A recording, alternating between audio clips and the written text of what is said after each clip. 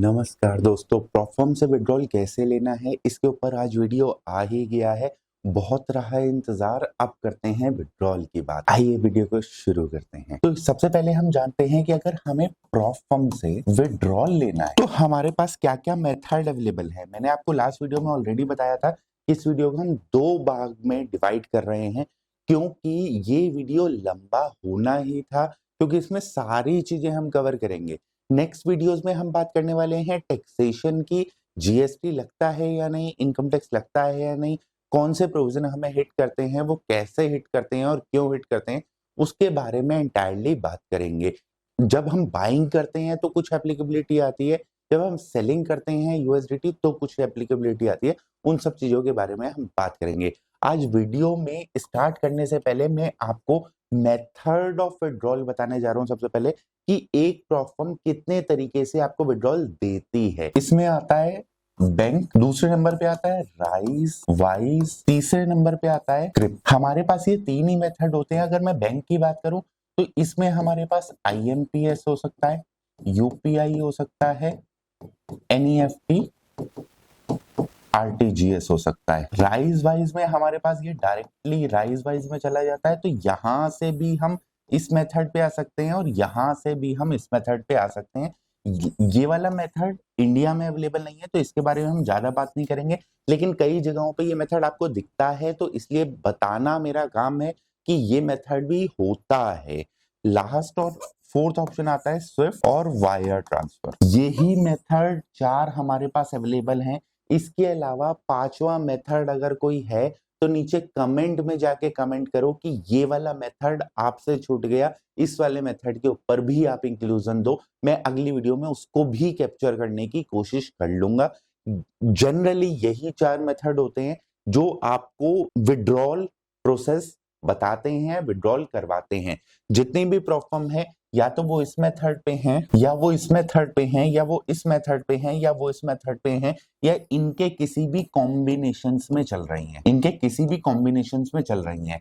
सबसे पहले हम बात करते हैं बैंक विड्रॉल मेथड की। यानी कि अगर मुझे किसी प्रॉफर्म मुझे बोले कि अगर आपको हम बैंक ट्रांसफर दे दें, यानी बैंक ट्रांसफर में हम इंक्लूड करेंगे यूपीआई भी, आपका जीपे भी, हम इंक्लूड करेंगे आपका बैंक एनईएफटी भी, हम इंक्लूड करेंगे आरटीजीएस भी, हम इंक्लूड करेंगे आईएमपीएस भी।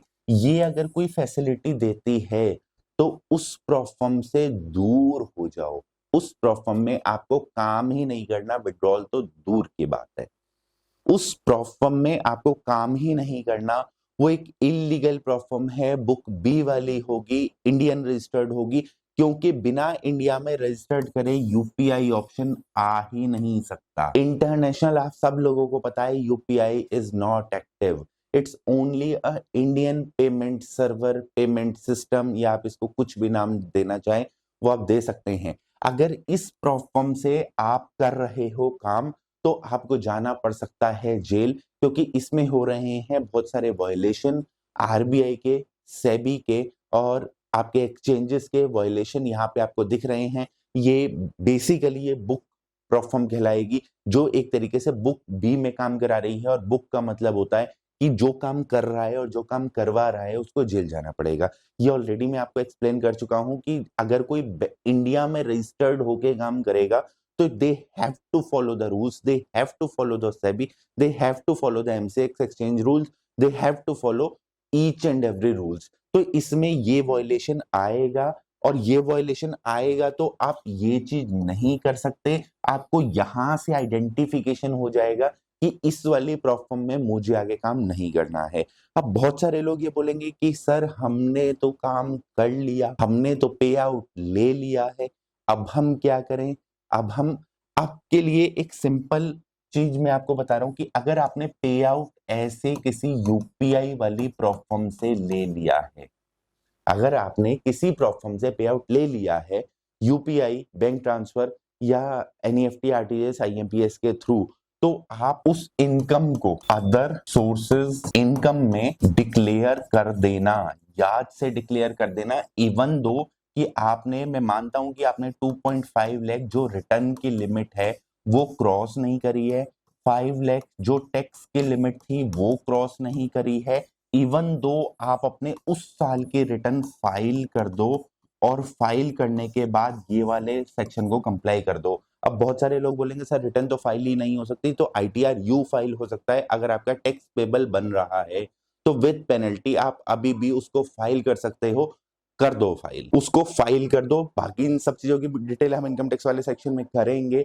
बहुत आराम से करेंगे, प्रैक्टिकली करेंगे, कोई प्रॉब्लम नहीं है। यहाँ पे सिर्फ आपको इतना समझना है कि बैंक ट्रांसफर विड्रॉल ये इलीगल प्रोफॉर्म से आएगा, और ये इलीगल प्रोफॉर्म से आएगा तो इसमें आपको काम नहीं करना है, क्योंकि हम यहाँ पे लीगैलिटी की बात करने आए हैं, सेफली की बात करने आए हैं, तो इस वाली प्रोफॉर्म में काम नहीं करना है।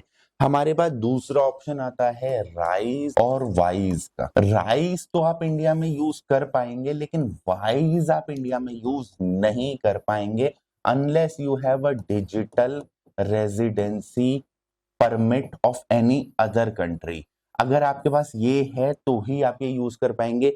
ये क्या है, ये किसके लिए है, ये क्यों है, इसका बेनिफिट है या इसका नुकसान है, वो सब चीजें हम नेक्स्ट वीडियो में बात करेंगे।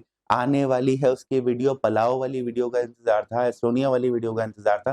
भाई पलाओ, एस्टोनिया या डिजिटल रेजिडेंसी जितनी भी कंट्रीज दे रही हैं वो इस वाले मेथड के लिए सिर्फ यूटिलाइजेबल है, इसके अलावा वो यूटिलाइजेबल नहीं है। और ये वाले मेथड पे आपको जाने की जरूरत नहीं है। जब तक हम विड्रॉल प्रोसेस को खत्म कर लेंगे ना, तो आप कहोगे इसकी खर्चा ही क्यों करना है, इस पे खर्चा ही क्यों करना है।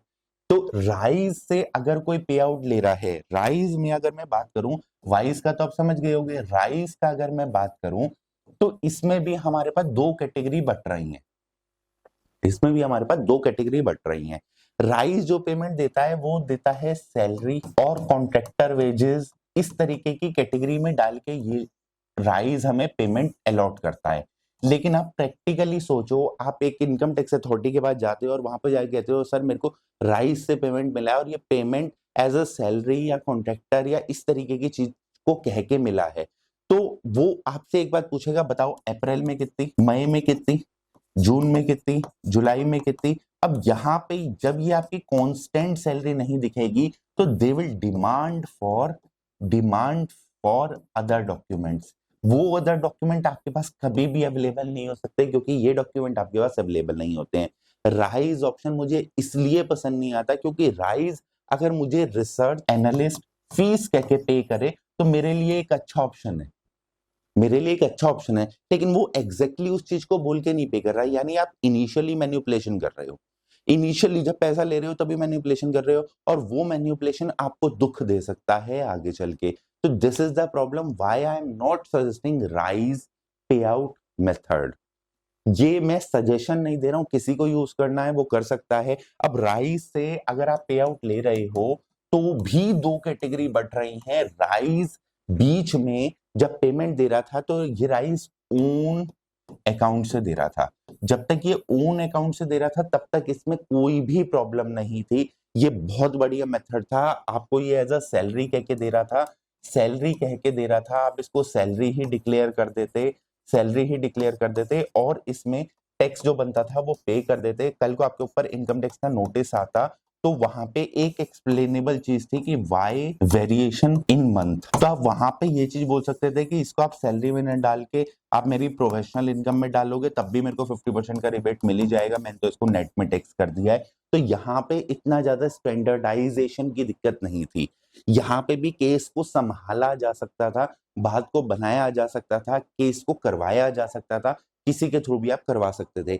लेकिन प्रॉब्लम यहां से शुरू हुई कि जब राइज ने थर्ड पार्टी अकाउंट से पेमेंट स्टार्ट कर दिया। थर्ड पार्टी पेमेंट क्या, ये इसका मतलब क्या है? इसका मतलब है कि राइज हमें पेमेंट दे रहा है, लेकिन यहाँ पे कोई संदीप ट्रेडिंग कंपनी आ गई जो कि राइज के बिहाफ पे मुझे पेमेंट दे रही है।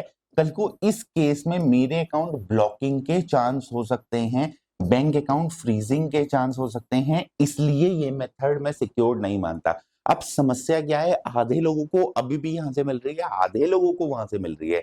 जिन लोगों को वहां से मिल रही है वो प्रॉब्लम दिख रही है, लेकिन जिन लोगों को यहाँ से मिल रही है वो कह रहे हैं सर ऐसा कुछ भी नहीं है, ऐसा हो नहीं रहा है। तो इसलिए भाई मुझे कमेंट मत करो, अगर आपको यहाँ से मिल रही है, जब तक यहाँ से मिल रही है तब तक आप यूज करते रहो, आप उसको सॉल्यूशन ले सकते हो, आप उसको यूज कर सकते हो। लेकिन once you receive a payment from this और दिस टाइप ऑफ पेमेंट आपको P2P वाली तरीके से एंट्री बेस्ड पेमेंट मिलने लगे, तो इस राइस मेथड को आपको छोड़ना पड़ेगा।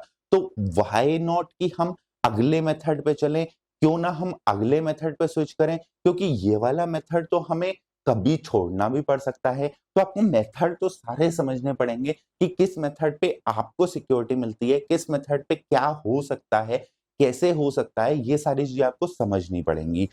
अब राइज वाले मेथड पे जितने लोग यहाँ काम करते हैं वो मैं उन्हें कहूंगा कि अगर आप यहाँ से ही करना चाहते हो तो यहाँ से करते रहो, अगर वो ओन अकाउंट से आ रहा है। अगर थर्ड पार्टी अकाउंट से आ रहा है तो इस मेथड को आप छोड़ दो, नेक्स्ट मेथड यूएसडीटी मेथड पे आप मूव कर जाओ, इस मेथड को यूज मत करो, आपका बैंक अकाउंट फ्रीज हो सकता है। बहुत सारे लोग बोलेंगे सर हम तो 2 साल से ले रहे हैं, 3 साल से ले रहे हैं, आज तक तो नहीं हुआ। देखो ये प्रोसेस अभी 1-1.5 साल से ही शुरू हुआ है, P2P वाला प्रोसेस 1-1.5 साल से ही शुरू हुआ है, ऐसा नहीं है कि बहुत पुराना है। ये P2P वाले प्रोसेस में अभी आपका बैंक अकाउंट फ्रीज नहीं हुआ तो अगले 2 साल, 1 साल, 3 साल, 4 साल में हो सकता है। तो उसके लिए आपको प्रॉब्लम में पड़ना ही क्यों है? मतलब अगर एक प्रॉब्लम आ रही है तो उसका सॉल्यूशन ढूंढने चलते हैं ना, इंस्टेड ऑफ कि उस प्रॉब्लम को बढ़ाते जाएं। मैं आपको प्रॉब्लम भी बता रहा हूँ, मैं आपको सॉल्यूशन भी दे रहा हूँ। अगर एक वीडियो में प्रॉब्लम है तो दूसरे वीडियो में सॉल्यूशन है। आपको प्रॉब्लम का क्लैरिफिकेशन होगा तभी सॉल्यूशन की तरफ आप मूव करोगे, वरना आपके ट्रेंचेस ऑफ क्वेश्चन निकलेंगे। उन क्वेश्चन के आंसर नहीं मिलेंगे तो आप कहोगे सर आप अपनी कंसल्टेंसी बेच रहे हो। मैं ऐसा कुछ भी नहीं कर रहा हूँ, कंसल्टेंसी का सारे ऑप्शन हमने रिमूव कर रखे हैं। आपको कुछ भी चीज लेने की जरूरत नहीं है, आप यहाँ पे फ्री में सारी चीजें जान सकते हो। नेक्स्ट ऑप्शन हमारे सामने आता है USDT विड्रॉल। इसकी बात हम नेक्स्ट वीडियो में करेंगे, अभी के लिए इतना है।